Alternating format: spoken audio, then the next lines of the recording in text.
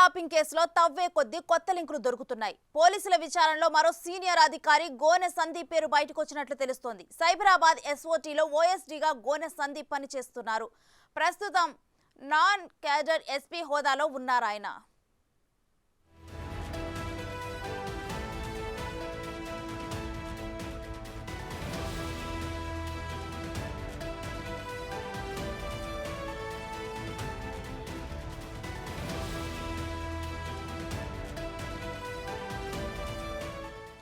పోలీసుల విచారణలో గోనె సందీప్ పేరును ప్రణీత్ రావు చెప్పారు. ఫోన్ ట్యాపింగ్ కేసులో ఆయన పాత్రపై ఆరా తీస్తున్నారు. సైబరాబాద్ పరిధిలో భారీగా వసూలు చేసినట్లు గోనె సందీప్ పై ఆరోపణలు ఉన్నాయి. రియల్ ఎస్టేట్ వివాదాల్లో తలదూర్చినట్లు గతంలో ఫిర్యాదులు అందాయి. సెటిల్మెంట్లు చేయడం ద్వారా కోట్ల రూపాయలు వెనకేసినట్లు అనుమానిస్తున్నారు. సైబరాబాద్ పరిధిలో వ్యాపారవేత్తలను బెదిరించి డబ్బు వసూలు చేసినట్లు గోనె సందీప్ పై ఆరోపణలు వచ్చాయి. అయితే ఆయన మాజీ రాజ్యసభ ఎంపీ సంతోష్ రావు తోడల్లుడు కావడంతో ఉన్నతాధికారులు చూసి చూడనట్లు వ్యవహరించారు. తీవ్రమైన ఆరోపణలు వచ్చినా కేసీఆర్ ప్రభుత్వం ఎలాంటి చర్యలు తీసుకోలేదు.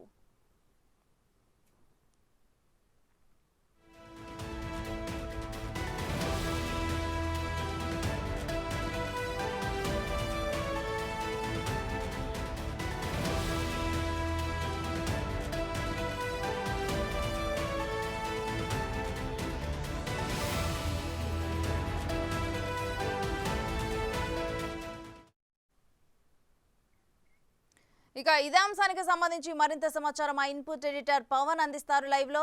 పవన్, తాజాగా మరో అధికారి పేరు ఫోన్ ట్యాపింగ్ వ్యవహారంలో బయటకు వచ్చినట్లు తెలుస్తోంది. డీటెయిల్స్ ఏంటి? ఫోన్ ట్యాపింగ్ వ్యవహారంలో రోజుకో కొత్త పేరు తెర మీదకి వస్తుంది.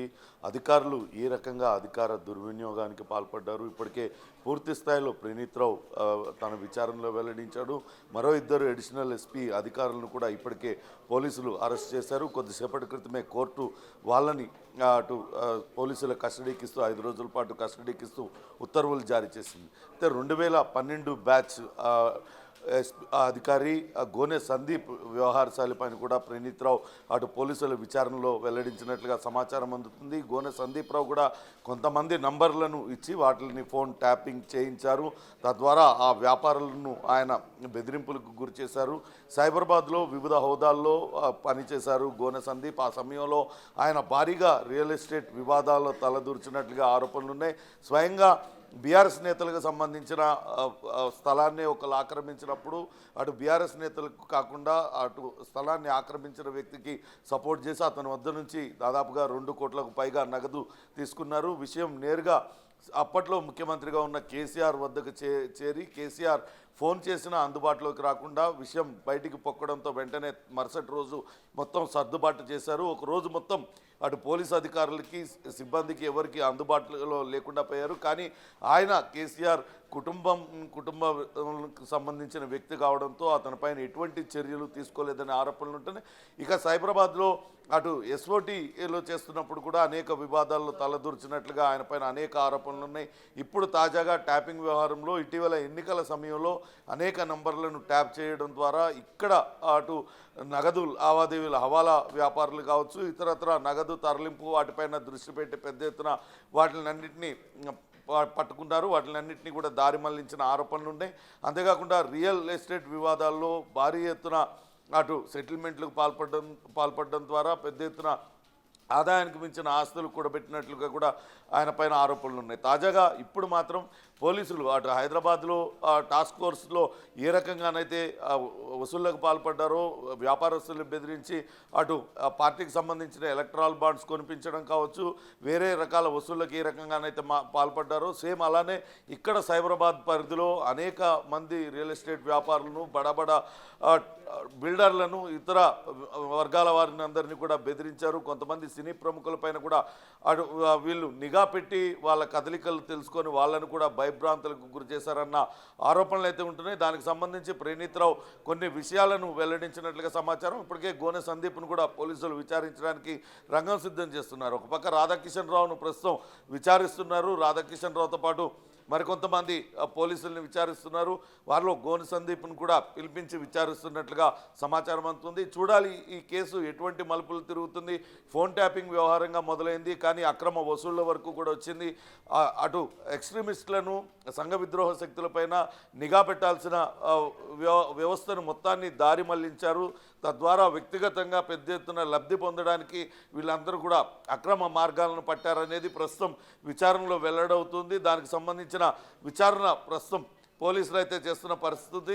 ఇంకా పూర్తి స్థాయిలో విచారణ రేపు ఇప్పటికే కస్టడీకి ఇచ్చిన నేపథ్యంలో రేపు తిరుపతన్న, భుజంగరావులను ఇద్దరిని అదుపులోకి తీసుకొని 5 రోజుల పాటు విచారించనున్నారు. వాళ్ళు విచారణలో ఇంకా ఎవరెవరు ఏ ఉన్నతాధికారుల పేర్లు విచారిస్తారో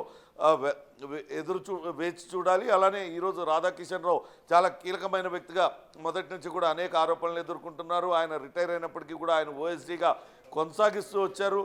ఆయన ఏం విషయాలు వెల్లడిస్తారు, ఎవరెవరు పేర్లు వెల్లడిస్తారు, ఎవరి ఆదేశాలతో ఫోన్ ట్యాంపింగ్లకు పాల్పడ్డారు, లేకుంటే వ్యాపారస్తుల నుంచి వసూలు చేసిన సొమ్మునంతా కూడా ఎటు మళ్లించారు, ఈ వివరాలన్నీ కూడా అటు పోలీసులు విచారణలో వెల్లడించే అవకాశం ఉంది. మరోపక్క గోనె సందీప్ వ్యవహారం పైన కూడా పోలీసులు క్షుణ్ణంగా విచారణ జరుపుతున్నారు.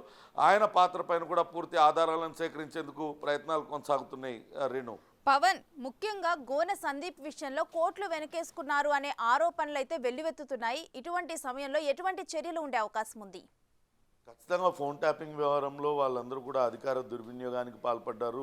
అటు సంఘ విద్రోహ శక్తులను ఏరివేయడానికి వాడాల్సిన వ్యవస్థలను తమ సొంతానికి వాడుకున్నారు. అప్పుడులో ఉన్న రాజకీయ నేతల అండదండలతో వారి ప్రాపకం పొందేందుకు ప్రతిపక్ష నేతలపైన అవన్నీ కూడా నిఘా పెట్టారు.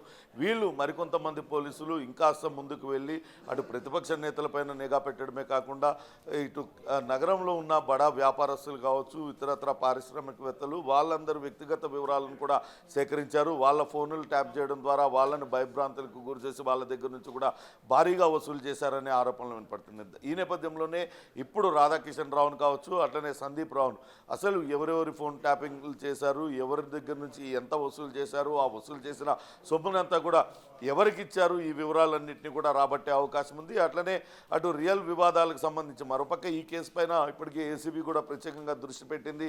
ఈ కేసులో అధికారులు ఆదాయానికి మించి ఆస్తులు కూడబెట్టినట్లుగా కూడా వార్తలు వస్తున్న నేపథ్యంలో ఆ దిశగా కూడా విచారణ జరపడానికి రంగం సిద్ధం అవుతుంది.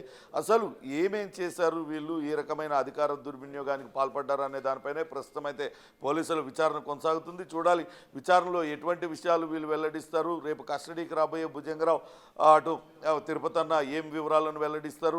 ఇప్పుడు పోలీసులు ప్రస్తుతం విచారిస్తున్నారు రాధాకిషన్ రావు, ఇతర పోలీసులు గట్టుమల్లు, టాస్క్ ఫోర్స్ అధికారి గట్టుమల్లు, వీళ్ళు ఎవరెవరు పేర్లు చెప్తారు వాటిలన్నింటినీ చూసిన తర్వాత మరికొంతమందికి కూడా నోటీసులు ఇచ్చి పిలిపించి విచారించే అవకాశం ఉంది. ఈరోజు రాధాకృష్ణను సాయంత్రానికి అరెస్టు చూపిస్తారా, లేకుంటే ఈరోజు పూర్తిగా విచారించి రేపు కూడా విచారించిన తర్వాత ఆయనను అరెస్ట్ చేసి రిమాండ్కి తరలిస్తారా అనేది కూడా వేచి చూడాలి. ఇక గోనె సందీప్ పాత్ర పైన కూడా పూర్తి ఆధారాలను సేకరించే పనిలో పోలీసులు పడ్డారు. పూర్తి ఆధారాలు లభ్యమైన తర్వాతే అతని పైన కూడా చర్యలకు రంగం సిద్ధమయ్యే అవకాశం ఉంది. Renu, right, thank you Pawan.